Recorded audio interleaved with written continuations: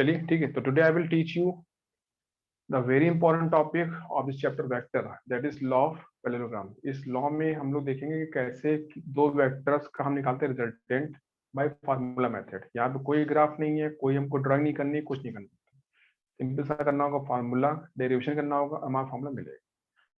पहला देखिए लॉ क्या होता है। तो हम लोगों का चैप्टर चल रहा है वेक्टर, जो कि आप सबको पता है इसमें।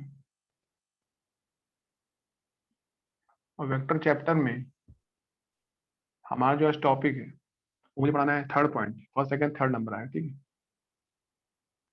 दिस इज कॉल्ड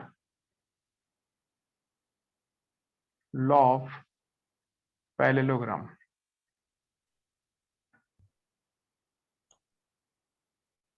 फक यार।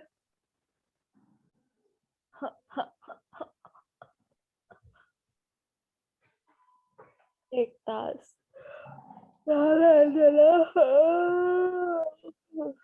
इसको लिखिए।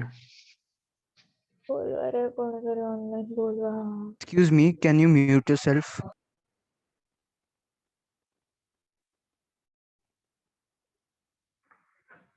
क्लियर?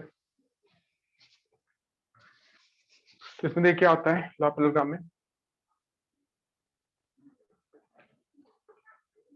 अब देखिए इसका मीनिंग क्या होता है। अगर मैं अपन को पैरेललोग्राम तो जायज होता है, मैं मुझे एक ड्राइंग बनानी पड़ेगी।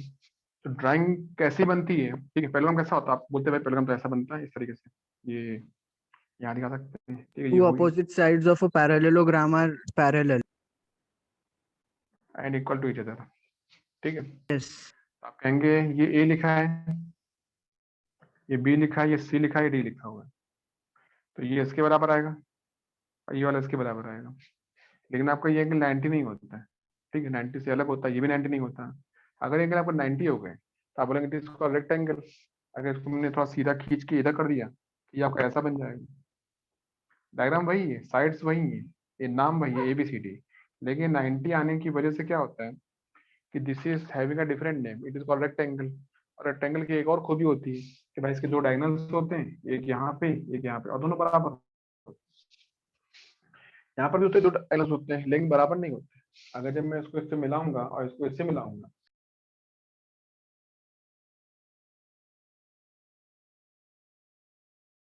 Sir, आप mute पे हो।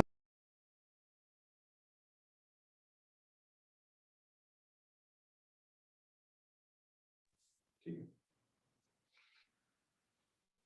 तो आप कहते हैं इसमें कि ये और ये आपस में बराबर नहीं होते, ठीक।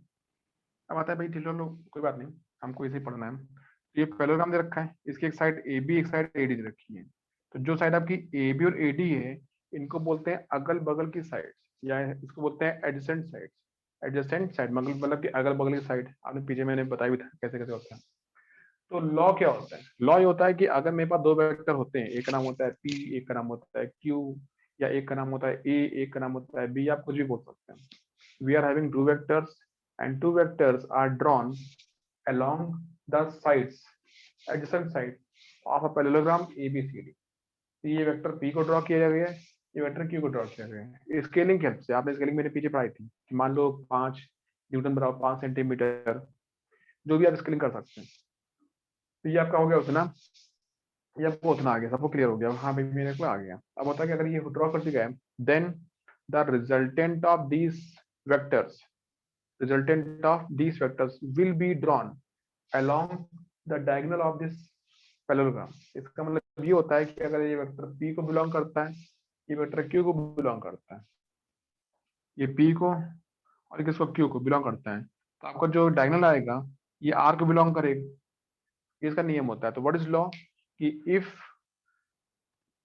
The adjacent sides of a parallelogram represents the vectors P and Q, ठीक है, then its diagonal AC will represent the resultant of these two vectors R।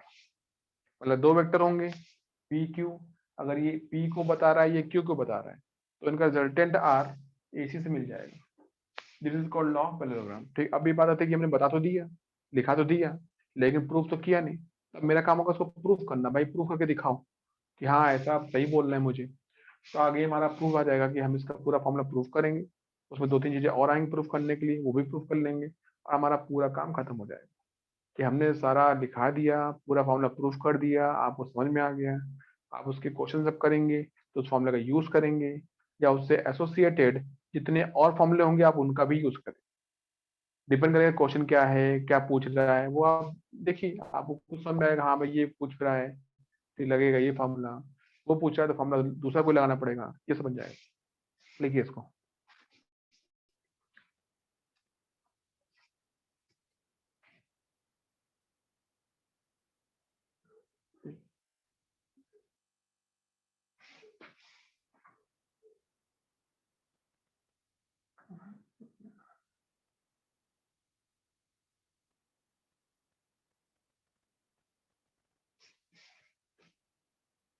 ठीक, ओके, चलिए तो मैं लॉ लिखवा देता हूँ, उसको प्रूव करते हैं, ठीक है।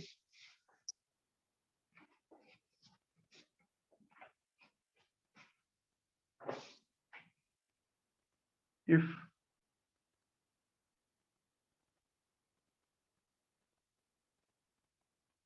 two vectors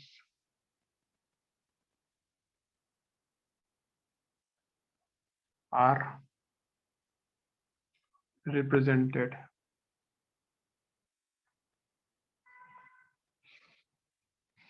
along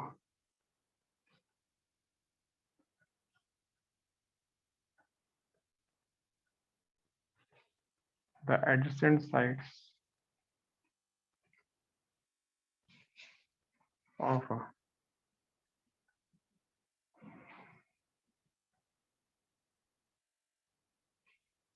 parallelogram,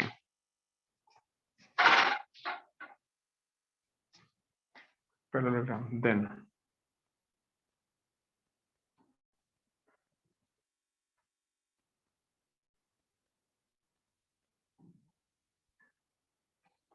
diagonal of the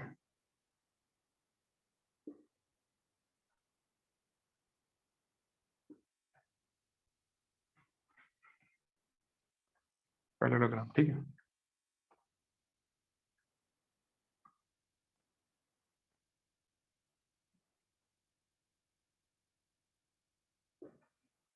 will represent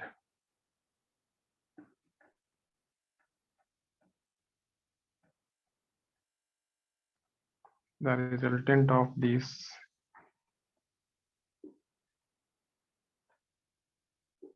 vectors, ठीक है।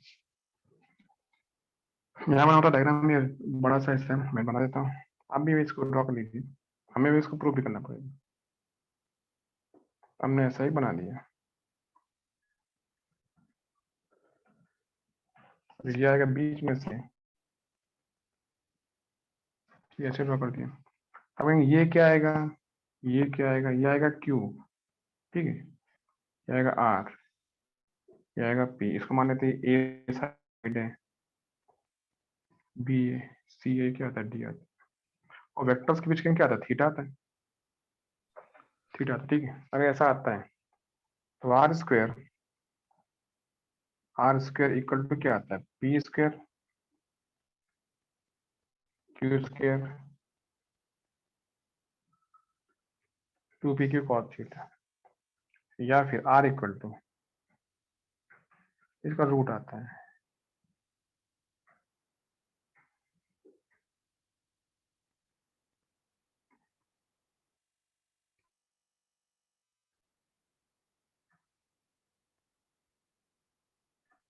ठीक है, इतना आएगा। अब ये आता है, ये बात सही है, लेकिन हमको इसको प्रूफ करके दिखाना पड़ेगा। तो प्रूफ करने के लिए हम भाई यहाँ शुरू करते हैं, इस जगह से हमारा यहाँ शुरू होता है proof.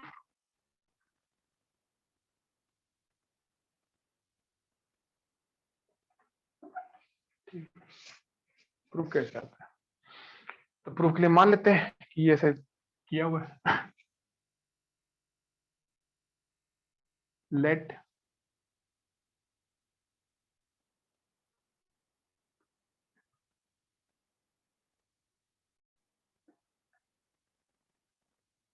two vectors, vector p and vector q,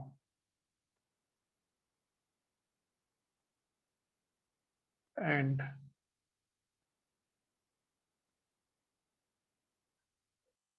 are represented,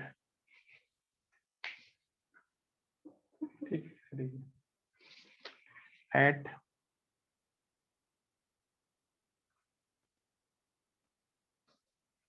an angle theta.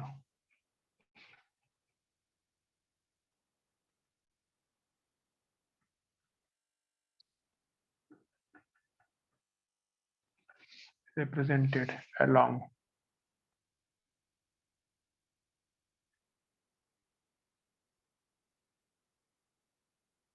the adjacent sides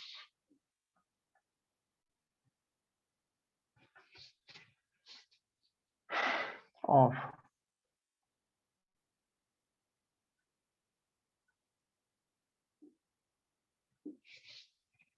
parallelogram.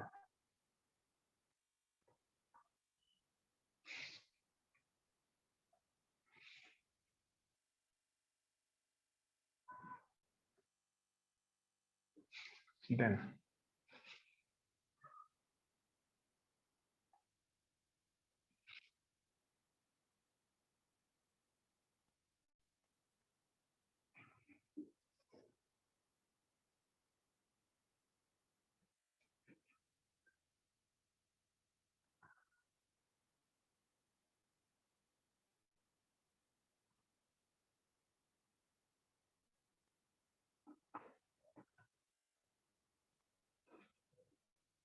ये पॉइंट सी,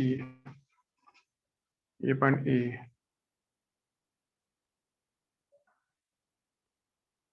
ये पॉइंट बी है,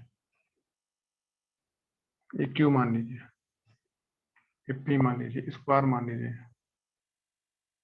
इसको थीटा मान लीजिए, ठीक है, इसको ई मान लीजिए, इसको डी मान लीजिए, ये भी थीटा होगा थीटा। देखिए एडी और बीसी आपस में पैरेलल है, दिख रहा है आपको सामने डायग्राम में, एडी और बीसी आपस में पैरेलल है, दिख रहा है सबको ये? Yes sir. क्लियर? यस अगर पैरेलल है तो भाई हमको, और बराबर भी है, लेंथ में भी सेम आएंगे ना, तो अगर भाई एडी और बीसी आपस में पैरेलल हैं और बराबर हैं तो हम बोल सकते हैं कि एडी और बीसी आपस में होंगे इक्वल वेक्टर। तो ये जो आपका बीसी आ गया यहाँ से इतना बड़ा, ठीक है, देखिएगा ये भी आपका क्यू बन जाएगा, दिस इज ऑल्सो क्यू, दिखा देगा आपको क्यू, ये क्यू है तो ये भी क्यू है, ये पी है तो ये भी पी आ गया, ये बात है ना। यू कैन से कि हमने देखिए एक ड्रॉ किया ए बी और यही ड्रॉ कर दिया क्यू, जो कल हमने सीखा था ट्रैकिंग मेथड कि पहले पी ड्रॉ करो, जहां खत्म हुआ इसे क्यू ड्रॉ करो, अब हो गया, अब इसको मिला दो तो जो बनेगा ये आपका आर बनेगा,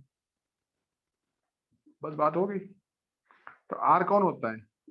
आर होता है पी और क्यू का रिजल्टेंट, ठीक है, जो कि यहाँ पे शो कर रहा है, दिखा रहा है, लेकिन हमारा काम है इसको फॉर्मूले में लेकर के आना। तो फॉर्मूले में कैसे लेके आएंगे वो इसको देखते हैं आगे। ये इसके पैरेलल है तो ये एंगल थीटा इस थीटा के बराबर आएगा, ये भी एंगल थीटा आएगा और ये एंगल क्या थीटा आएगा, ठीक है। ये जो एंगल रखा आपको इंडिविजुअल, मतलब कि आर जो बीच में आपको लिखा हुआ है सामने, आर का एंगल कितना होता है पी के साथ और आर का एंगल कितना होता है क्यू के साथ, ये आपको दिख रहा होगा सामने। तो मैं एज्यूम कर लेता हूँ कि मान लेते हैं कि जो ये एंगल आपका आ रहा है अल्फा आ रहा है और ये एंगल क्या आ रहा है बीटा आ रहा है।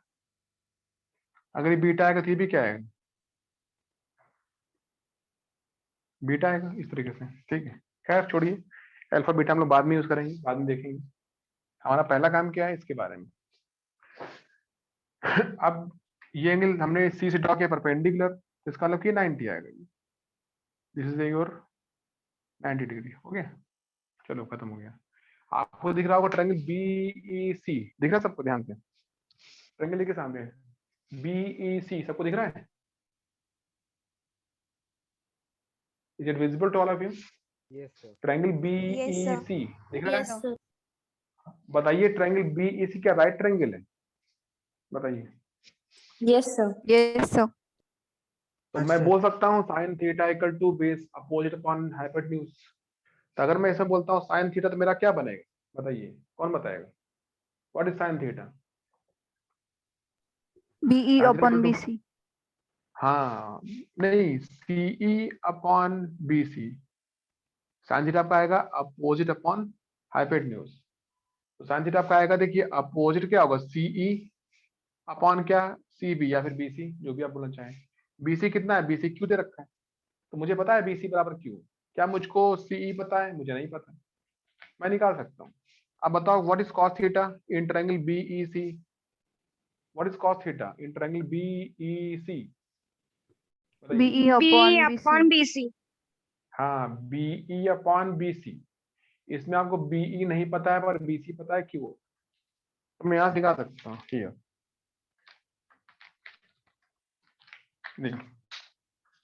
you can say here, then from triangle BEC, सबको दिख रहा है सामने, BC हम बोलेंगे साइन थीटा, आप बोलेंगे भाई CE अपॉन BC, चलो अच्छी बात है। व्हाट इज CE, पता नहीं, BC क्या है, क्यों होता है। यहाँ C कितना आएगा, ये आएगा Q साइन थीटा, मैं लिख सकता हूँ ऐसा, C आएगा Q sine theta. And what is cos theta,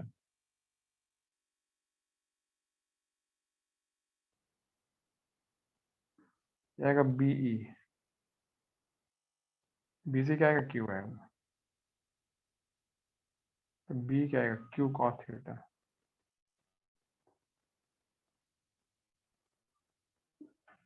इतना आ गया, ठीक है।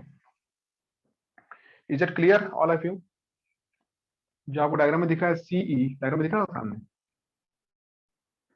इतना बड़ा है, ये आपका होगा Q साइन थीटा, और जो इतना बड़ा दिखेगा ये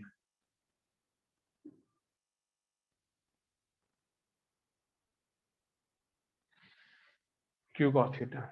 is it clear all of you, सबको समझ में आ गया। Yes, sir. अब ट्रायंगल देखो ध्यान से, AEC दिख रहा है सबको, ट्रायंगल AEC देखा, Yes, sir. Triangle AEC, triangle AEC क्या दिखा, ये A से E गए, C ये दिख गया, और ट्रायंगल बड़ा क्या है, राइट ट्रायंगल है, Yes, sir. क्या ये राइट ट्रायंगल है, तो क्या मैं इसे पाइथागोरस लगा सकता हूँ, बताइए। Yes, sir. अगर लगाएंगे तो क्या बोलेंगे, फ्रॉम ट्रायंगल AEC, क्या बोलेंगे, पाइथागोरस के हिसाब से आपको क्या लगता है, क्या बोलना चाहिए ट्रायंगल AEC में, बोलिए। AC square Square equals to CE square plus AE square. हाँ, आप बोलेंगे यहाँ से कि हमको पता है कि AC का स्क्वायर इक्वल टू क्या होगा, AE का स्क्वायर प्लस क्या आएगा, CE का स्क्वायर। तो क्या आपको पता है AC, तो आप बोलोगे हमको पता है AC होता है R, AC क्या होता है R, ठीक है। क्या आपको पता है AE, AE आप जानते हैं क्या, मतलब AE कितना होगा, AE कौन बताएगा, जो बताएगा AE उसको फिर plus सब Q आगे। cos theta. हाँ वेरी गुड, AE आएगा AB प्लस BE, या होगा P plus Q cos theta, और what is CE, Q sin theta, ये मुझे दिख रहा है। तो हम तुरंत इसको तोड़ेंगे इसके पार्ट्स में, तब कहेंगे AC स्क्वायर क्या आएगा, ये AC का भाई स्क्वायर कर देता हूँ, ये होगा AB प्लस BE का स्क्वायर पढ़ा देता हूँ आपको मैं, आपको समझ में आ जाएगा भाई, प्लस CE का स्क्वायर पढ़ा देता हूँ, हो गया, हो गया, सब हो गया।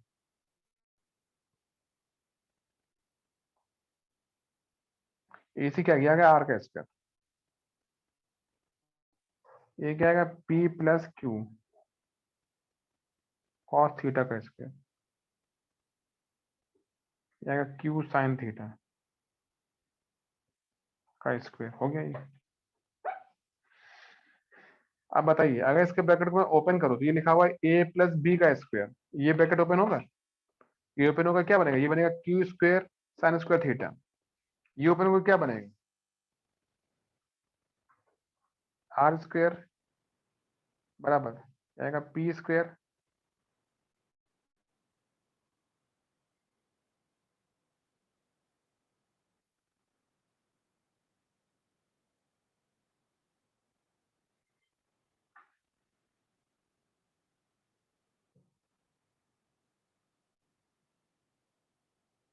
Is it clear all of you? Yes, sir. इसमें इसको देखो ध्यान से, इतने हिस्से में क्या देता है, कुछ कॉमन है क्या?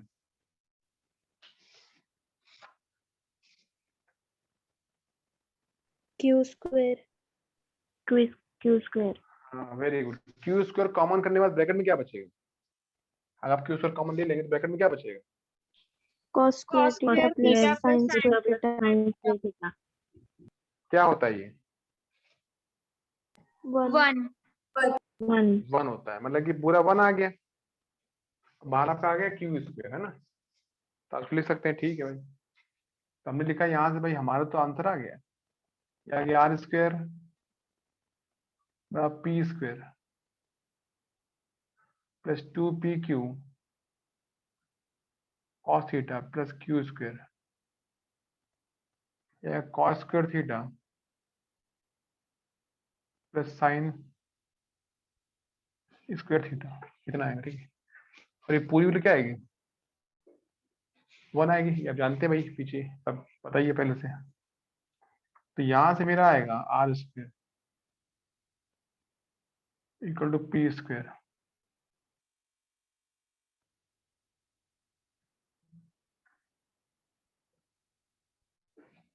वन, इसको इधर ले आओ,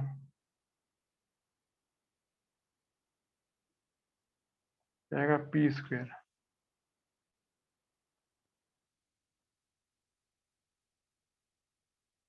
आ गया, फॉर्मूला मेरा प्रूव हो गया। अगर इसको डाल दूंगा रूट, ठीक है, आप लिखेंगे, और हम इसको कैसे बोल सकते हैं, आर इक्वल टू क्या आता है, P square plus Q square 2pq cos theta, हो गई। और आप करेंगे इसका रूट, इसका आंसर निकला है। Clear? Is it clear all of you? सबको समझ आ गया? Yes, sir. सबको समझ आ गया? बताइए सब बच्चा, सब लोग बोलिए। Yes, sir. हाँ सर आ गए। बाकी बच्चे सबको समझ आ गया? क्लियर? Yes, sir. इसका डेरिवेशन आपके एग्जाम में आता है, ठीक है। फिलहाल तो सब कुछ ऑनलाइन चल रहा है भाई, अभी तो सब कुछ बंद हो गया है, लेकिन अगर आपका ऑफलाइन टेक्स्ट होता है, ठीक है, तो डेफिनेटली हम ये एग्जाम में पूछते हैं कि डिफाइन लॉ ऑफ पैरेललोग्राम, ठीक है। अभी तो ऐसा कुछ नहीं है, तो हम लोग से न्यूमेरिकल्स जरूर पूछेंगे। न्यूमेरिकल्स के लिए आपको फॉर्मूला याद होना चाहिए, फॉर्मूला मैंने ये लिखवा रखा है, फॉर्मूला और भी होते हैं, ऐसे एक ही नहीं होता। तो फॉर्मूले दूसरे क्या होते हैं, वो क्या है, और इसमें कितने केसेस बन सकते हैं, वो। एक आपको ये पता है कि अगर दोनों वेक्टर लाइक वेक्टर है, मतलब कि एक ही तरफ दे रखी है, तो उनके बीच का एंगल 0 डिग्री आता है। कितना आता है? 0 डिग्री आता है।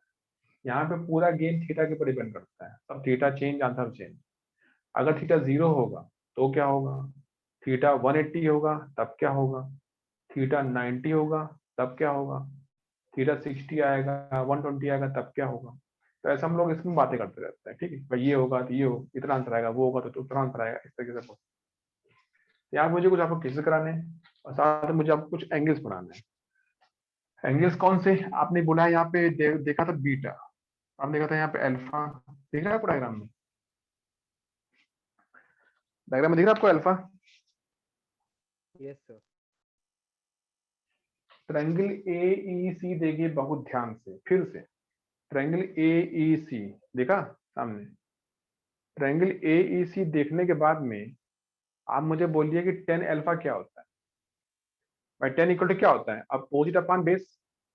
तो अगर आप लोग AEC को देखें, AEC को फिर से देखिए, आप ट्रायंगल AEC को देखिए, अब बोलिए tan अल्फा, अल्फा कितना आएगा, बताइए कौन बताएगा? C upon A.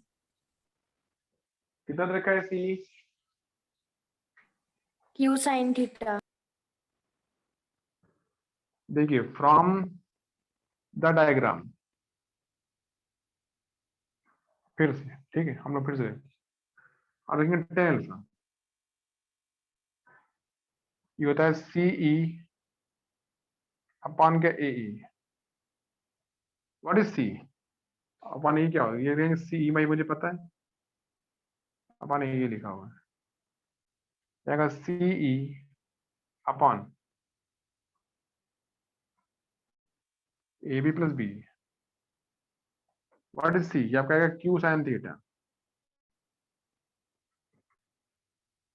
Upon P plus Q cos theta. This thing is here. आपको ये फॉर्मूला याद करना पड़ेगा। अभी मैं आपको ट्रिक सिखा दूंगा कैसे फॉर्मूला याद रहता है।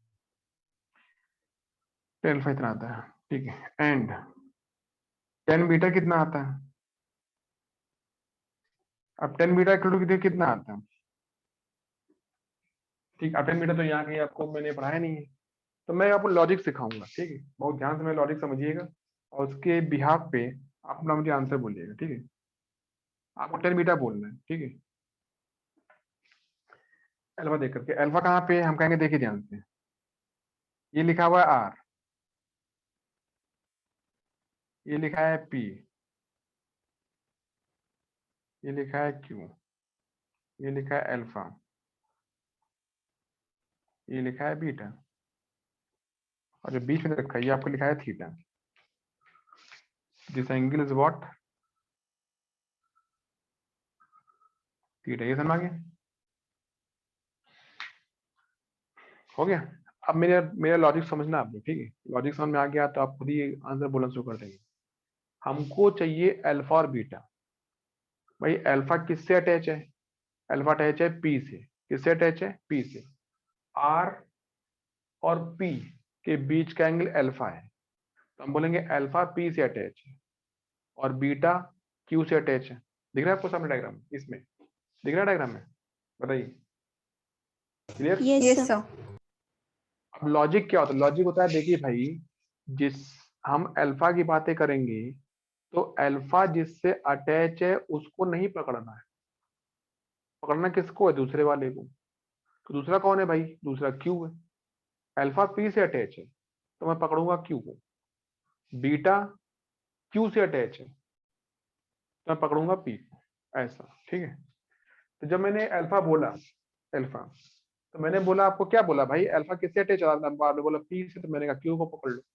आपने Q को पकड़ लिया और क्या बोलते? Q को पकड़ के बोलेंगे Q sine theta upon Q cos theta. Ten क्या होता है? देखिए साइन अपान कॉस होता है। टेन आप जो बोल रहे हैं, तो ऊपर लॉजिकली साइन, नीचे कॉस आना चाहिए, ठीक है।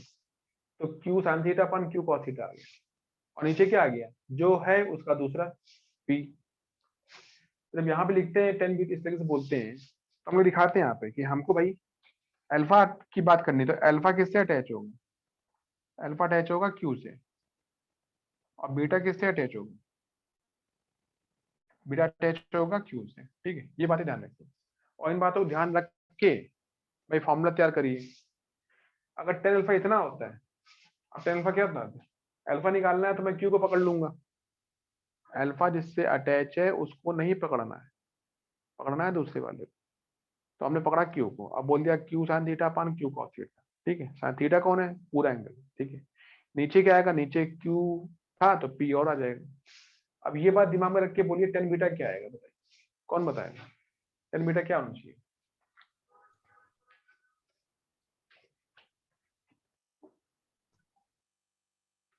अगर मैं टेन बीटा बोलूंगा तो मैं किसको पकड़ूंगा? बताइए। Tan beta P. P को पकड़ूंगा तो लिख दूंगा तुरंत P क्या हो? पर P साइन थीटा, और नीचे क्या आएगा? P cos theta. ये समझ आ गया? ये सब आपको फॉर्मूले। हाँ, और क्या आएगा इसके बगल में? तो क्या आएगा? Q plus Q। हाँ, प्लस Q आ गया। This is the formula. ये होता है कि भाई अब इसको देखिए, अब आप पूछेंगे ये सब कैसे आप समझा रहे हो? ये सब समझाने के तरीके भाई कोई ना कोई आपको कुछ ना कुछ नॉनसेंस एक्टिविटी सोचनी पड़ेगी भाई, इस तरीके से हमको याद रहे। फिजिक्स या केमिस्ट्री में क्या होता है भाई कि चीजें इतनी सारी होती हैं कि आप सब चीजों को बिल्कुल ईमानदारी से याद नहीं कर सकते, ठीक है। आपको उसमें कुछ ना कुछ ट्रिक, लॉजिक, शॉर्टकट जोड़ना पड़ता है, ठीक है। कैसे भी हो भाई याद रहे। यहाँ पे याद रखने की बात नहीं हो रही, याद रहने की बात हो रही है। याद करने हो तब याद कर लो, याद याद करो, कल मुझे सुना दोगे कि हाँ सर ने पूछा था, मैंने सब कुछ याद कर लिया, कल सुना भी दिया, अच्छे नंबर भी आ गए। लेकिन क्या होगा 1 महीने बाद? आप सब भूल जाओगे। ये आप इतने कंफ्यूज रहोगे कि आप उसको समझा नहीं पाओगे भाई क्या था क्या नहीं था, आधी बात याद आधी बातें भूल गए। लेकिन अगर मैं उसी चीजों में कोई ट्रिक जोड़ देता हूँ, ठीक है, जैसे कि बहुत से वीडियोस वगैरह भी आते हैं कि आपको भाई शॉर्ट मेमोरी अच्छी करने के लिए तो ये करो वो करो, बने जाने क्या क्या सिखाते रहते हैं, ठीक। तो वो सब इसी का हिस्सा होते हैं, ठीक है, कि आपको ट्रिक सिखाते हैं, ऐसे नहीं ऐसे कर लो। तो ट्रिक तो हम खुद ही बना सकते हैं ना अपने हिसाब से। आपको कुछ भी याद करना है तो उसके लिए आप अपनी ट्रिक बनाइए कि हम भाई इसको इस तरीके से सोचेंगे समझेंगे और बोलेंगे, बस आपका वो ट्रिक बन गया, बस आपका काम बन गया। तो ऐसे ही फिजिक्स में या केमिस्ट्री में या बाकी सब्जेक्ट्स में कुछ ना कुछ आपको ट्रिक सिखाई जाती है, और आपके ट्रिक के थ्रू फायदा ये होता है कि आपको चीजें याद रहती हैं आगे जा करके भी, कहीं कभी भी आपसे पूछेंगे आप बता दोगे, अच्छा ये तो ऐसे होता है सर। तो वहां पे ये होता है कि भाई हमसे जब पूछेंगे अल्फा या पूछेंगे बीटा, पूछेगा आपसे एग्जाम में कि भाई बताओ अल्फा बीटा क्या होता है, तो आप क्या करोगे, यही सब भाई सोचना पड़ेगा। तो ये आपका तरीका याद आएगा, ठीक। तो वो समझ आ गया। एक बात और बता दूं आपको, एग्जाम में, एग्जाम में जरूरी नहीं है कि पी और क्यू आए, हो सकता है वो ए और बी आपको पढ़ा दे। अगर वो ए और बी पढ़ाएगा और बोलेगा रिजल्टेंट इसका सी दे रखा है, तो इसका मतलब कि सारे सिंबल ही गायब हो गए।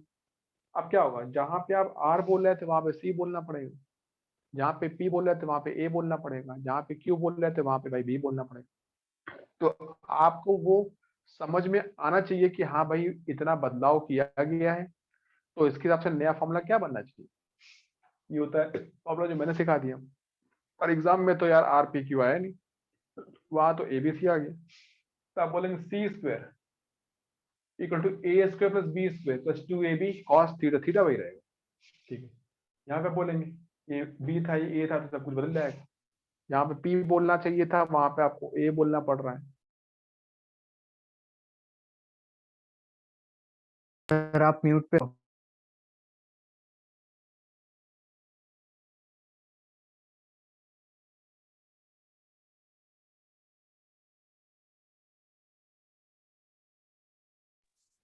ठीक है,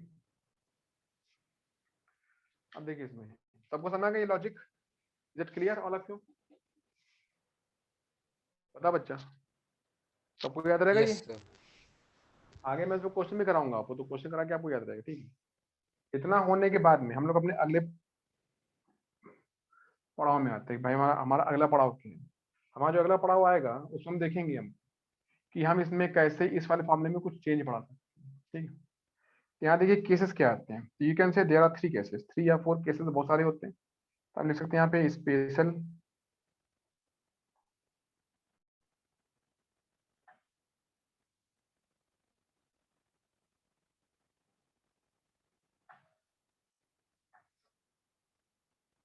केसेस, ठीक है।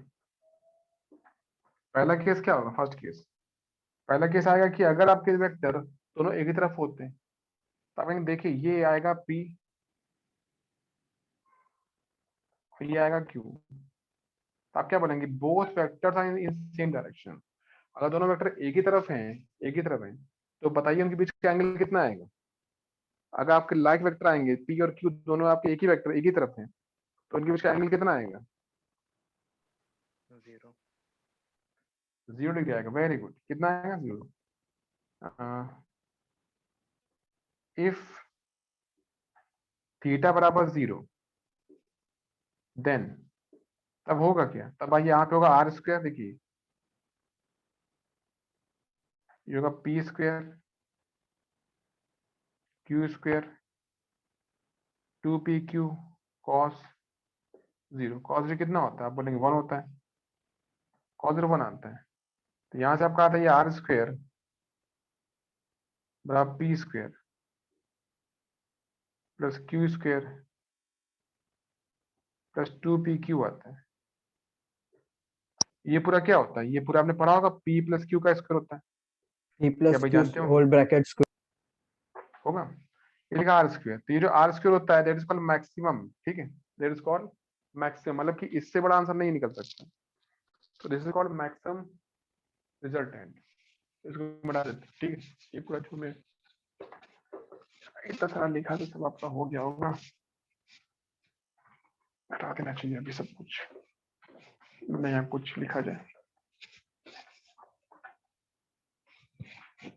चलिए ये आपका हो गया है, इसको बंद कर लेते हैं। ठीक, इतना you can say that is maximum resultant.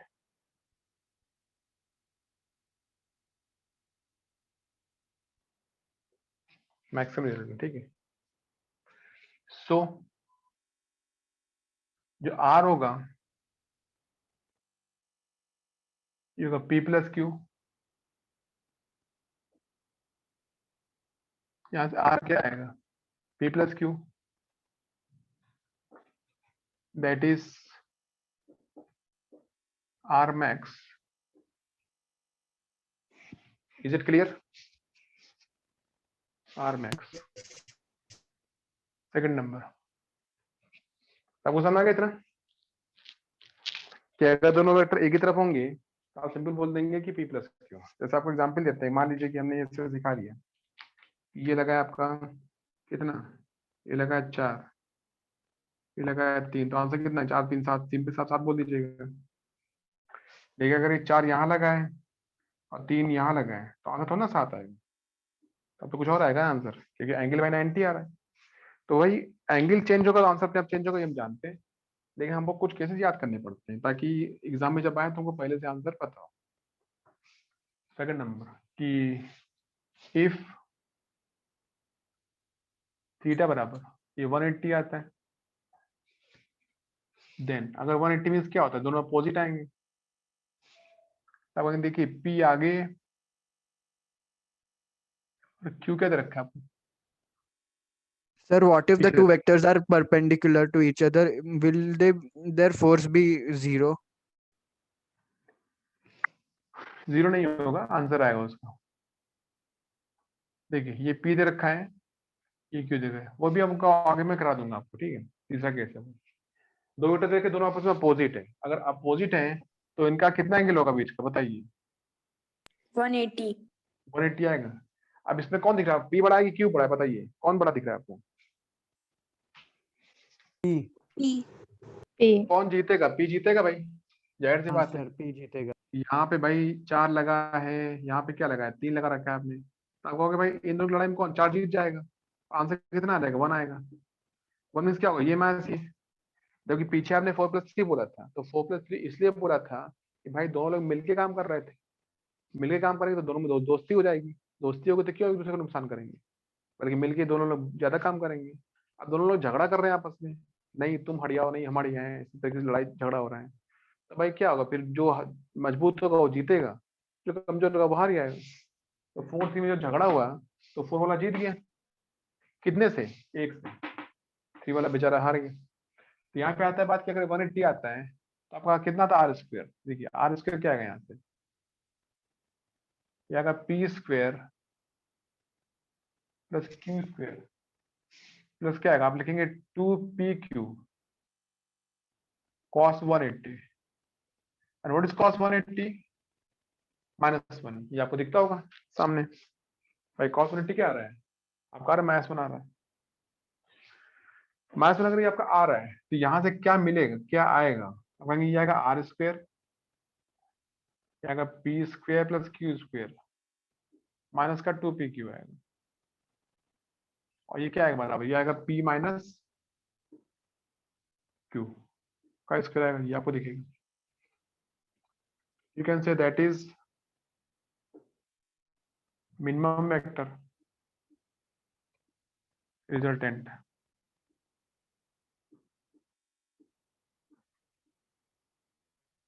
ठीक है, ये आपका इतना आ गया।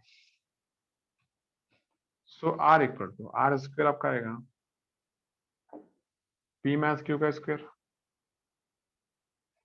यहाँ से आर कितना आएगा पी। अब देखिए पी माइनस क्यू तो मैं बोलता तो मैं मॉड लगा दूंगा, मॉड क्यों लगाऊंगा मैं, क्योंकि मुझको पता ही नहीं है कि भाई पी माइनस क्यू में कौन छोटा कौन बड़ा है, ठीक है। तो यहाँ पे आता है देखिए, जब आप बात होती है पी प्लस क्यू की तो आपको जोड़ना होता है, तो जोड़ने में आप पी प्लस क्यू बोलो या पी क्यू प्लस पी बोल दो, एक ही बात है। लेकिन जब बात आती है माइनस की तो पी माइनस क्यू और क्यू माइनस पी एक नहीं होते, अलग अलग हो जाते हैं। हमको चाहिए था पॉजिटिव आंसर, और हमको पता ही नहीं होता भाई छोटा कौन है बड़ा कौन है, तो ये रास्ता होता है भाई आप कुछ भी लिख दो, बस आप मॉड लगा दो, मॉड के मीन्स होता है पॉजिटिव आंसर आएगा, and that is R minimum. भाई इससे कम आंसर नहीं हो सकता। थर्ड नंबर, आपको समझ में आ गई? यहाँ पे एक और मैं आपको एग्जाम्पल दे देता हूँ। एग्जाम्पल कि इफ, हाँ बोलिए। सर सेकंड फिर से एक्सप्लेन करो ना प्लीज। दोनों अपोजिट है ना बेटा, ये आगे जा रहा है पीछे आ रहा है, तो बीच का एंगल कितना आएगा बताइए? अगर दोनों 180। अपोजिट होंगे तो बीच का 180 डिग्री। एंगल जो कितना है? तो वेक्टर यहाँ पे ज्यादा क्या है? होगा फिर फोर्स उस डायरेक्शन में हो। हाँ, जो वेक्टर भाई जो बड़ा होगा वो जीतेगा, सीधी सी बात है। आप इसको लड़ाए, आप इसको झगड़ा कराइए दोनों लोग, एक भाई बड़ा आदमी यहाँ खड़ा है,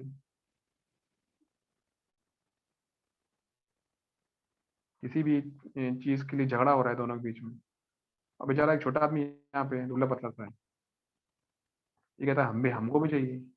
लेकिन कौन जीतेगा, ये ए वाला है कि बी वाला? बड़ा वाला है वो ये जीतेगा। इसकी वैल्यू क्या है? इसकी वैल्यू दे रखी 10 न्यूटन है, इसी तरह की आपकी 6 न्यूटन दे रखी है। 10 जाहिर न्यूटन सी वाला बात है, ये जो जीतेगा। अब ये 10 वाला जीतेगा ना, 10 वाला जीतेगा, कितने से जीतेगा? तो आप बोलेंगे 10 वाला 6 से कितना बड़ा है, तो आप बोलेंगे ये माइनस ये, आपका आंसर आएगा 4। तो मतलब कि दोनों का जो नेट आएगा वो आएगा 4 न्यूटन, जो भी आपको चाह रहा है। वही मैंने यहाँ का रखा है पी माइनस क्यू। मान लो पी आपका 10 है, क्यू आपका 6 है, तो कितना आपका आर आएगा? वो आएगा 10 माइनस 6, मतलब कि 4। 4 से कम हो नहीं सकता। समझ गए? अब मैं एग्जाम्पल दिखाता हूँ, एग्जाम्पल सबको समझ में आ जाएगा। देखिए एग्जाम्पल क्या आएगा कि अगर पी की वैल्यू मान लीजिए सपोज 7 न्यूटन है, और क्यू दे रखा है आपको सपोज 3 न्यूटन है, then find the range of resultant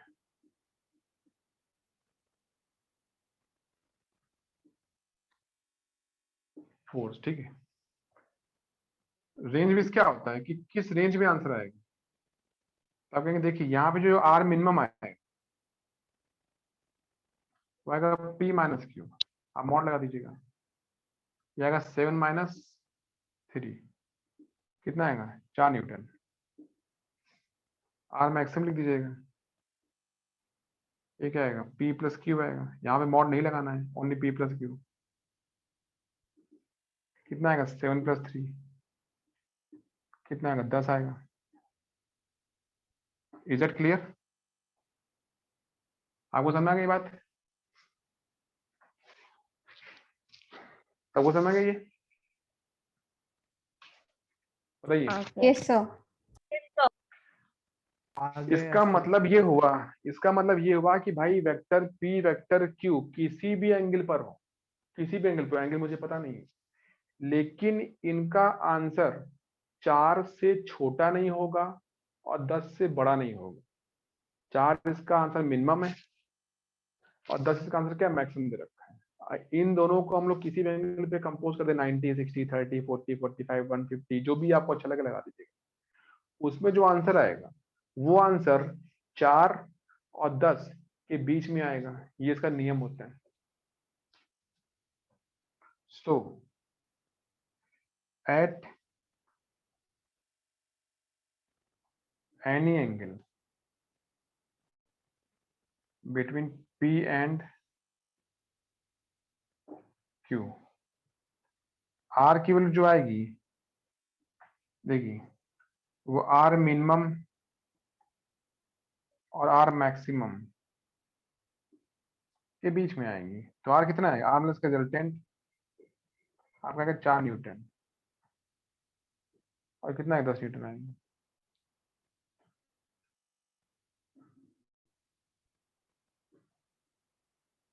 समझे? अगर वो कोई बोलता है कि भैया इसका आंसर तो 15 न्यूटन आ रहा है या 12 आ रहा है, तो 12 कैसे हो सकता है भाई? 7 और 3 मिल जाएंगे तब भी 10 ही तो हो। कितना होगा? 10 ही आपका हो जाएगा। तो 10 से ज्यादा हो ही नहीं सकता। अगर आप उसमें झगड़ा करेंगे तो कम से कम 4 तो बचेगा, तो 4 से कम हो नहीं सकता। बात समझ गया? तो 4 से कम नहीं होगा और 10 से ऊपर नहीं होगा। 10 हो The सकता है। value will be between 4 to 10 Newton. हाँ very good, value between 4 to including, मतलब क्या होगा, 4 को भी ले लीजिए और 10 को भी ले लीजिए। इनके रिजल्टेंट की वैल्यू 4 हो सकती है, 4 से बड़ी हो सकती है, 4 हो सकती है, 5 हो सकती है, 6 हो सकती है, 7 हो सकती है, 8 हो सकती है, 9 हो सकती है, 10 हो सकती है, 11 नहीं हो सकती, 4 से कम 3 नहीं हो सकती। ठीक है, ये इसका मीनिंग आता है। तो इस तरीके से आपको ये काम बन जाता है। करिए इसको, सबको समझ में आ गई। अब मैंने तीसरा केस आता है, this is very very important, क्योंकि हम आगे इस पे बहुत से क्वेश्चन मैंने अभी देखे थे चैप्टर में, लेकिन मैंने आपको दिए नहीं क्योंकि वो आपका हुआ ही नहीं था, तो मैं कैसे आपको दे दूं भाई करने के लिए।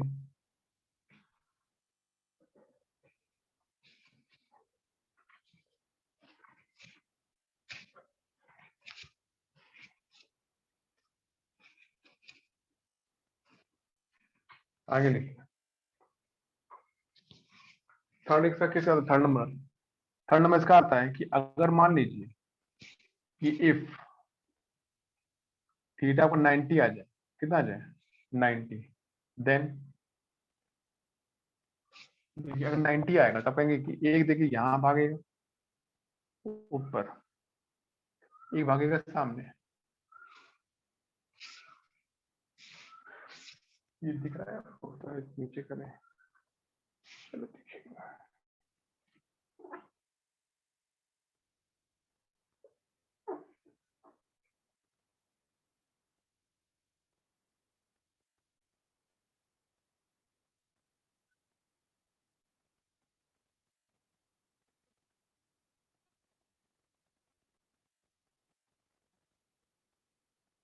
ठीक है, ये इसका रिजल्टेंट आएगा, देखिएगा आपको बीच में से होता हुआ, तो आप कहेंगे देखिए ये पी है, ये क्यू है, ये क्या आ रहा है 90 आ रहा है, ये आर आता है, देखिएगा आपको सामने डायग्राम में, तो आपको यहाँ से आएगा R square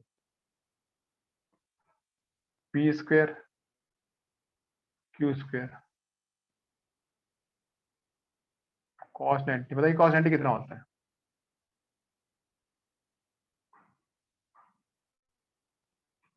what is cos 90, पता है कितना किसी को,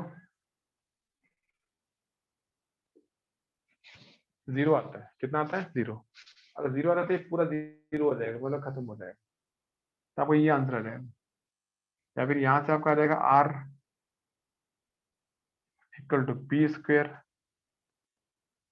क्यू स्क्वायर का रूट आएगा।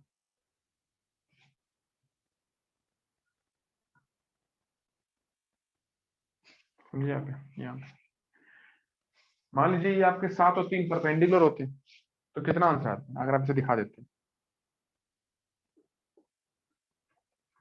अगर मान लो ये ऐसा दिखा दे, ये 7 न्यूटन है, ये क्या है,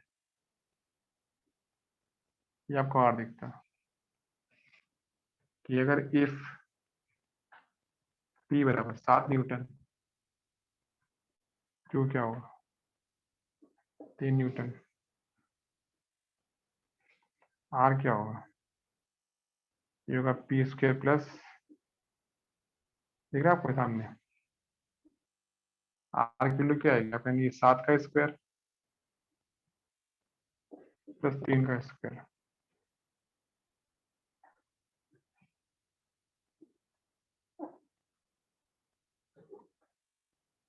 करो इसको, कितना आएगा भाई, 7 का स्क्वायर क्या होता है 49, 3 का क्या होता है 9, तो पूरा पूरा ये आएगा 49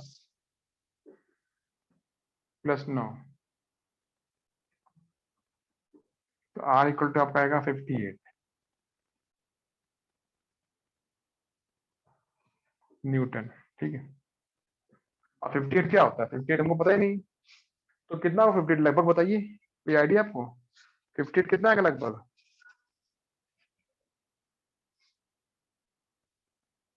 किसी को आइडिया है 58 कितना आएगा, देखिए अगर 49 होता तो कितना आता, 7 आता, बात सही मेरी, अगर 64 होता तो कितना आता 8, ऐसे क्वेश्चन आपको मिलेंगे तो आप भाई करेंगे क्या उस समय, तरीका क्या लगाएंगे? तो 58 क्या इनके इनके बीच में दे रखा है ना, बात समझ गए? आपने लिखा 58, हमको भाई 58 पता करना है, और 58 पता नहीं है हमको, यहाँ पे भाई क्वेश्चन मार्क। तो यहाँ से तक आप अगर आप आते हो तो कितना आ गया है बताइए? अगर आप 49 से 9. 58 पे आते हो आप कितना तो आपने कहा आगे 9 ही आ गया, ठीक है। और ये कितना आप पीछे है बताइए? 58 64 से कितना पीछे 6. है? 6. 6 आएगा, कितना आएगा? 6 आएगा। अब देखिए यहाँ जो लिखा है, अगर ये 9 और 6 ठीक है बराबर होते, बिल्कुल एग्जैक्टली होते, जैसे मान लो ये 650, कितना डिफरेंस आएगा इसका? अगर इसको मैं 2 बढ़ा दूं, ये मैं कर दूं आपको सपोज 56 कर देता हूँ उसको, 56। अगर ये 56 होगा तो कितना आएगा ये? तो ये बढ़ जाएगा, ये आपका हो जाएगा 8 या 7। मेरे कहने का मतलब आपको ये है कि अगर ये और ये डिफरेंस आपके सेम आते हैं, ये 9 6 है, अभी तो सेम नहीं है। अगर सेम होते तो इसका मतलब ये होता है कि इसका आंसर भी इनके इनके बिल्कुल बीच में होता, 7.5। 7.5. लेकिन ऐसा है नहीं। अब क्या करोगे? ये 58 बताइए, इसका हमको लग रहा है कि इसका मतलब 58 64 के पास है, बात समझ रहे आपके? 58 क्या है?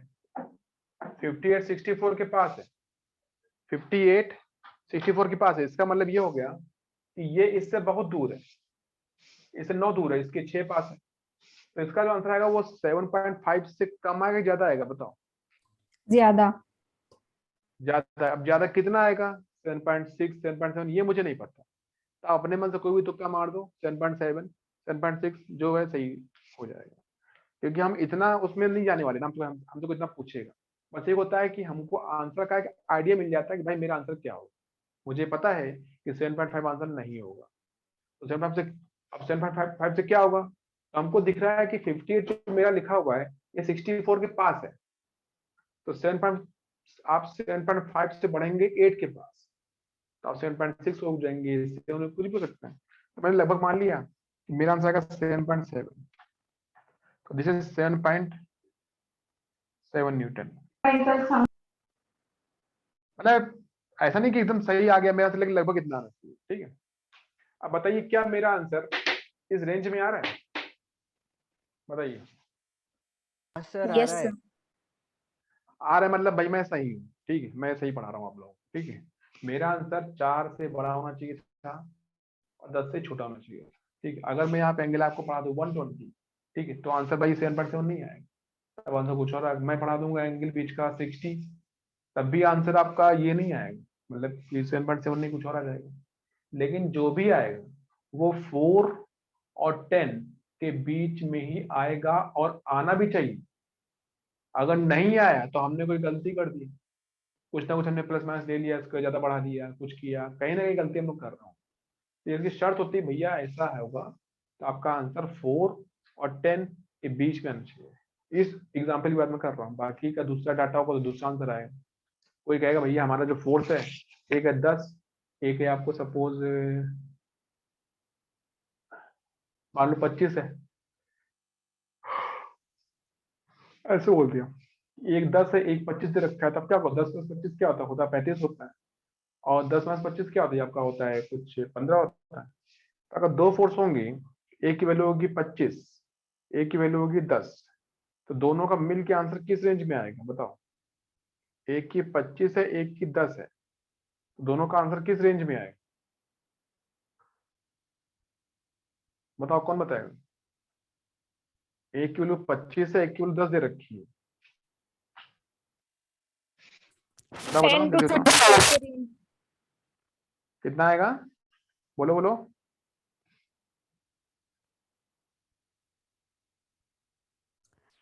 35. 15 और 35, 15 और 35 के बीच में ही आएगा। आपका आंसर चाहे कुछ भी हो वो इसी रेंज में आएगा। 35 से ऊपर नहीं आएगा और 15 से नीचे नहीं आएगा, ठीक है, ध्यान रखिए। देखिए इतना तक का।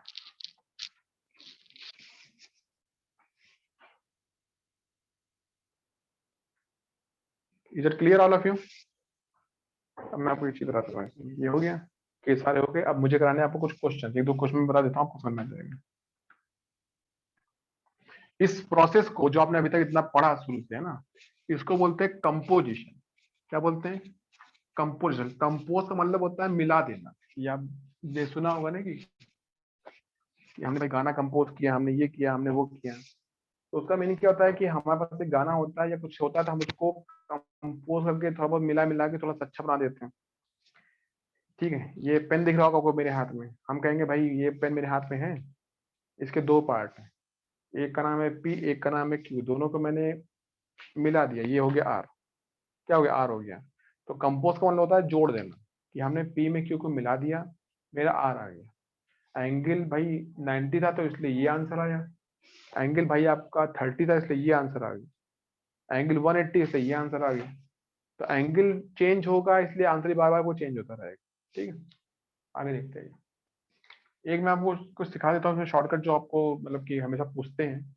मान लीजिए मेरे पास दो वेक्टर होते हैं और दोनों बराबर होते हैं, तो यू कैन से फॉर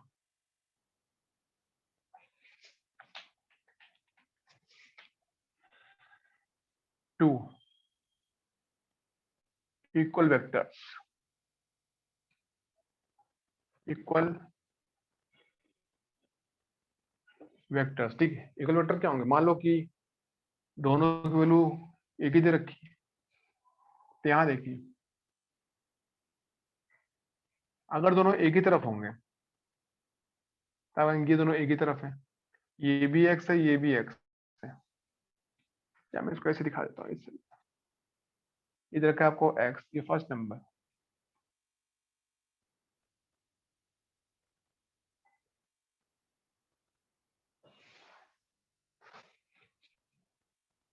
तो आर कितना आएगा इसका? ये आएगा 2x। सेकंड क्या दे रखा है? ये यहाँ आ रहा है और ये यहाँ जा रहा है, तो ये क्यों दे रखा? ये सॉरी, ये x है, ये x है। ये कितना गिला? 60 आ रहा है। cos 60 क्या होता है? हाफ होता है। तो यहाँ पे आपको जो आ रहा है वो आएगा x√3।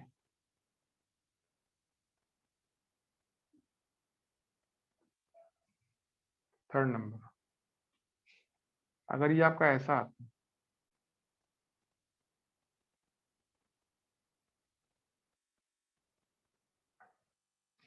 ये x है, ये x, ये 90 आ गया, यहाँ से r क्या आएगा? x√2 आएगा। अगर ये आपका ऐसा आ रहा है, मान लो ये x आ रहा है, ये x आ रहा है, ये r आता है, लेकिन क्या आ रहा है? 120। तो इसका जो r आता है रिजल्टेंट, वो x आता है पांचवा। अगर आपका ये x आ रहा है आगे, x आ रहा है पीछे आ रहा है, तो ये x है, ये x है। एंगल क्या है? 180 आ गया। तो r क्या आता है? 0 आता है। तो ये भैया 5 चीजें याद करिए, क्योंकि हम आगे जहाँ जब पूछेंगे तो हमसे यही 5 की बातें करते रहेंगे। दो वेक्टर हैं, बिल्कुल बराबर हैं, तो बताइए कितना रिजल्टेंट आएगा? 60 डिग्री, तो आप बोलेंगे √3x या x√3। अब ये कहाँ से आ गया? और ये तो आप कहोगे भाई ये फॉर्मूला मैंने इसमें डाल दिया, ये लिखा था cos थीटा, तो आप रखेंगे आप यहाँ पे cos 90, cos 60, cos 120, तो अपने आप इसके आंसर निकलते चले आए। आपको ये याद रखना है।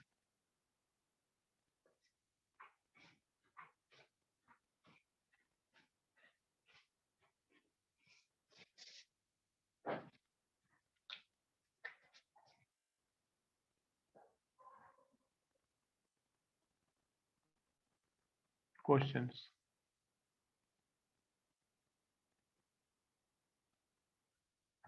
Two vectors, 4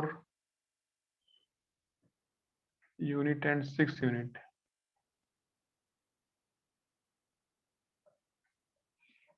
are placed at suppose 60 degree. Then find their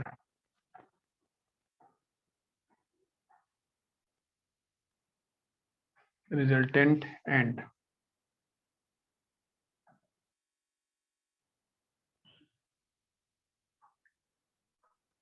individual angles। ठीक है, सॉल्व। तो आप कहेंगे देखिए एक यहाँ पे है, एक यहाँ पे है। क्या उधर रखा है P बराबर 4 यूनिट। ठीक है, क्यों लिखा हुआ है, इसका यहाँ से जाएगा रिजल्टेंट। हाँ, लेकिन आपका अल्फा है, ये क्या आएगा, बीटा आएगा, ये क्या आएगा 60 आएगा।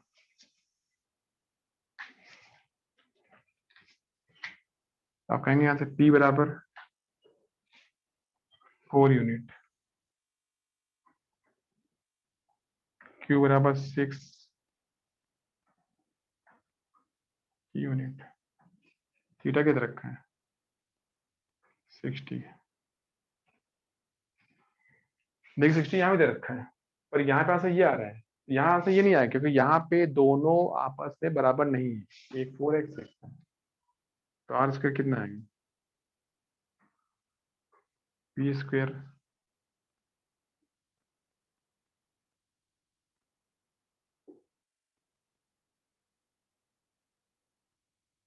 पी किधर का 4 का स्क्वायर 6 का 4 से cos 60 क्या था हाफ, cos 60 क्या था हाफ।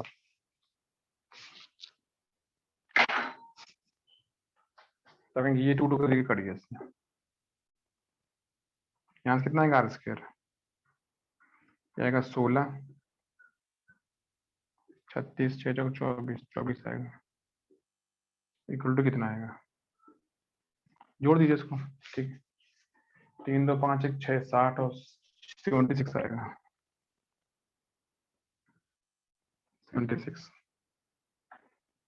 तो आर कितना आएगा 76 का यूनिट। ठीक है, अब देखिए 76 क्या होता है, 19 × 4 76।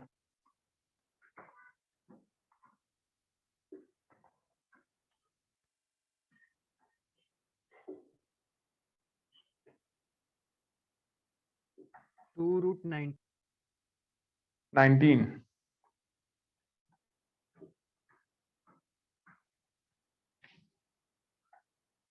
अब देखिए 10 अल्फा कितना आता है, अल्फा क्या होता है, अल्फा को याद करोगे तो किससे मिलोगे क्यू से, तो आएगा Q sine theta upon P plus Q cos theta. Q किधर का 6, साइन क्या होता है साइन 60 4 + 6 cos 60।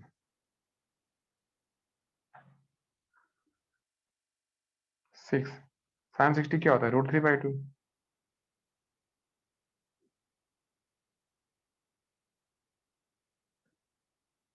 ये होगा 4।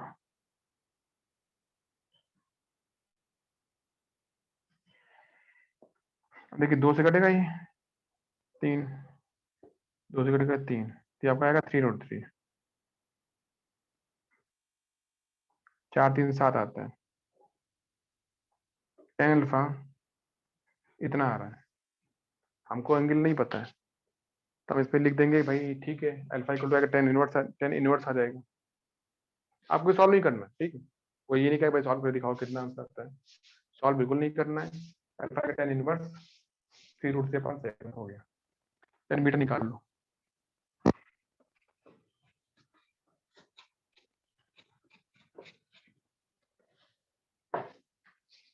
तब tan कितना आ गया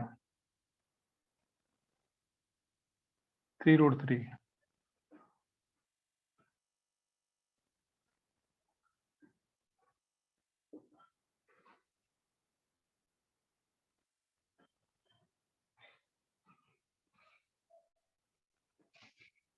ठीक है एंड tan बीटा क्या आएगा जगह p sin theta upon q plus what is p? p क्या रखा है 4 है।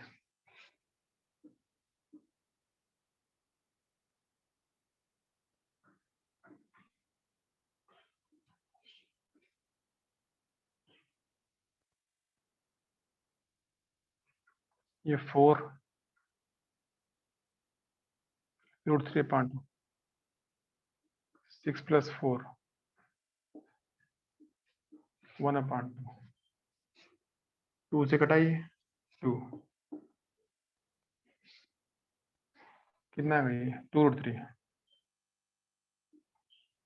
6 तो 8 2 से कट गया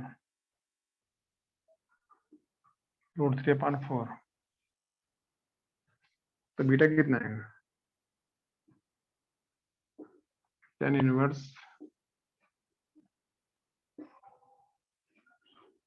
√3/4। Is it clear? आपको सॉल्व नहीं करना कि भाई वो पूछे भाई इसकी वैल्यू क्या आ रही है 30 60 डिग्री क्या आ रहा है, वो सब कुछ नहीं होता है। बस आप उसको रखिए आंसर निकालिए।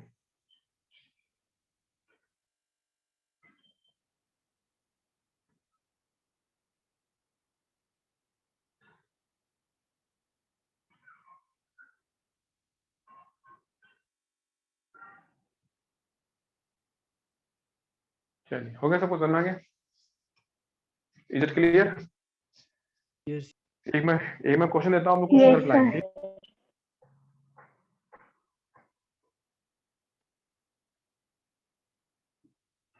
इफ P बराबर 10 न्यूटन, Q बराबर 6 न्यूटन, then find R alpha and beta when, पहले दे रखा है थीटा आपका 60 डिग्री होगा, दूसरा थीटा आपका 120 डिग्री होगा। ठीक है,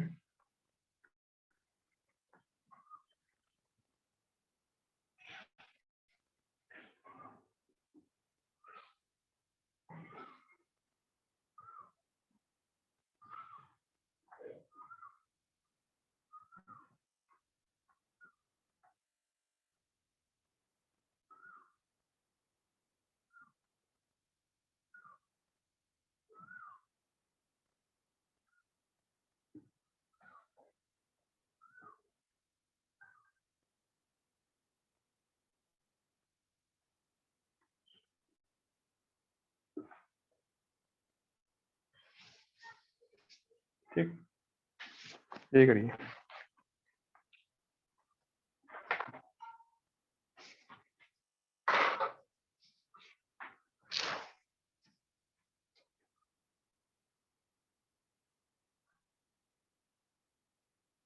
सबको समझ आ गया नहीं? वेदांत Sir. समझ आ गया? हाँ, sir. Aditya, Anees, Gunjan, Yes, sir. Yes, sir. लारण्या, Mridula, ये कौन है? Yes, sir. प्राप्ति, सानिका, संजना, शुभम, स्पंदन, Yes, sir. Yes, sir. Vaishnavi. Yes, इधर sir. Clear all of you? चलिए ये बड़ा Yes, अच्छा पॉइंट sir. है जो आपको मैंने पढ़ाया है। This is very very very important chapter of physics. ठीक है, दिस चैप्टर है, तो ये ध्यान से पढ़िए। ठीक है सर, इसमें कोई डाउट अगर आपको लगता है कि हाँ भाई हमको समझ में नहीं आया है, आप मुझको भाई बताओ, मैं उसको फिर से आपको रेक्टिफाई कर दूंगा, मैं समझा दूंगा कि हाँ भाई ये इसका मीनिंग होता है, ठीक है, ध्यान। अदरवाइज ये 2 क्वेश्चन मैंने आपको दिए हैं, इसको करिए, सॉल्व करिए। आंसर क्या है मेरे को आप बताएंगे नेक्स्ट टाइम, या जब भी कभी मुझे बोल के हाँ मेरा आंसर ये आया है, अगर वो सही है तो हम उसको चेक करेंगे, ठीक है, ध्यान। चलिए अगले लेक्चर मिलते हैं, फिर जो होगा उसका आगे पढ़ेंगे। Bye. Sir, what is the name of this chapter? Law parallelogram vector chapter Okay. आपका चल रहा है, उसका मैं एक हेडिंग लॉ पैरेललोग्राम पढ़ा रहा हूँ। This is very very very very very important, ठीक है। Okay. देखो क्या ये इसके आपके आगे इसके बुकलेट्स अवेलेबल है इस लेसन के मॉड्यूल? हाँ होंगे ना, क्यों नहीं होंगे। आप आपको पास डीपीपी है, डीपीपी जो ऑफ ऑनलाइन मिलते हैं, ऐसे लिंक है आपके सबके पास में हाँ सर डीपीपी है का? ना। तो उस Yes, डीपीपी के कुछ sir. क्वेश्चंस हैं जो मैं आपको दे दूंगा करने के लिए, आप वो कर लीजिएगा, ठीक है। अभी मैंने कल क्यों नहीं दिया, क्योंकि अभी मेरा उतना पोर्शन हुआ नहीं था, इसलिए मैंने आपको कोई बोला नहीं कि भाई ये करो वो करो। अब इतना थोड़ा बहुत हो गया तो मैं आपको बोल सकता हूँ हाँ भाई डीपीपी 5-6 करके आओ, okay, then I can tell you. Otherwise you can go through your centre, आप जा सकते हैं वहां से वेक्टर चैप्टर का मॉड्यूल ले लीजिए, अच्छी तरीके से उसको आप करिए जो जो मैं बता देता हूँ, ठीक है। अपने आप आपको सब कुछ मिलता रहेगा, हाँ ये भी हो गया वो भी हो गया, सब आपको समझ में आ जाएगा, ठीक है, no problem. Bye. Thank you, sir. Bye, sir. Bye bye.